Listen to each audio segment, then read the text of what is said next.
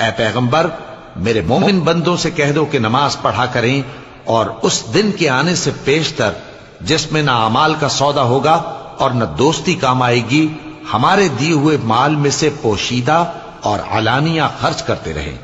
اللہ ہی تو ہے جس نے آسمانوں اور زمین کو پیدا کیا اور آسمان سے مے برسایا، پھر اس سے تمہارے کھانے کے لیے پھل پیدا کیے اور کشتیوں اور جہازوں کو تمہارے زیر فرمان کیا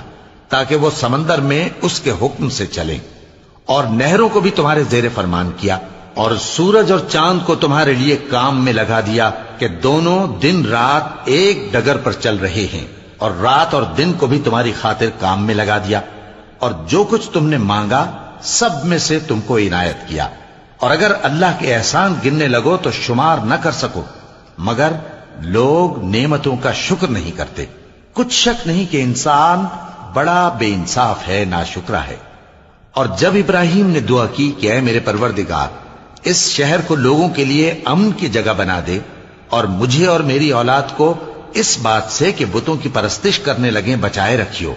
اے پروردگار، انہوں نے بہت سے لوگوں کو گمراہ کیا ہے، سو جس شخص نے میرا کہا مانا وہ میرا ہے، اور جس نے میری نافرمانی کی تو بخشنے والا ہے، مہربان ہے۔ اے پروردگار، میں نے اپنی اولاد ایک وادی میں جہاں کھیتی نہیں، تیرے عزت و ادب والے گھر کے پاس لا بسائی ہے۔ اے پروردگار، تاکہ یہ نماز پڑھیں، سو تو لوگوں کے دلوں کو ایسا کر دے کہ ان کی طرف جھکے رہیں، اور ان کو میووں سے روزی دیتے رہنا تاکہ تیرا شکر کریں۔ اے پروردگار، جو بات ہم چھپاتے اور جو ظاہر کرتے ہیں تو سب جانتا ہے، اور اللہ سے کوئی چیز مخفی نہیں، نہ زمین میں نہ آسمان میں۔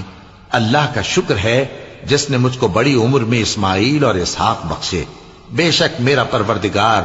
دعا سننے والا ہے۔ اے پروردگار، مجھ کو ایسی توفیق عنایت کر کہ نماز پڑھتا رہوں، اور میری اولاد کو بھی یہ توفیق بخش۔ اے پروردگار، میری دعا قبول فرما۔ اے پروردگار، حساب کتاب کے دن میری اور میرے ماں باپ کی اور مومنوں کی مغفرت کیجو۔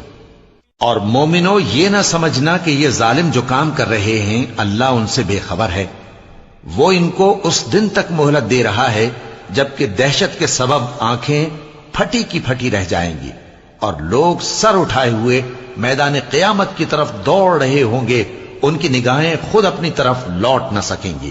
اور ان کے دل مارے خوف کے ہوا ہو رہے ہوں گے۔ اور لوگوں کو اس دن سے آگاہ کر دو جب ان پر عذاب آ جائے گا، تب ظالم لوگ کہیں گے کہ اے ہمارے پروردگار، ہمیں تھوڑی سی مہلت عطا کر تاکہ ہم تیری دعوت توحید قبول کریں اور تیرے پیغمبروں کے پیچھے چلیں۔ تو جواب ملے گا، کیا تم پہلے قسمیں نہیں کھایا کرتے تھے کہ تم کو اس حال سے جس میں تم ہو زوال نہیں ہوگا؟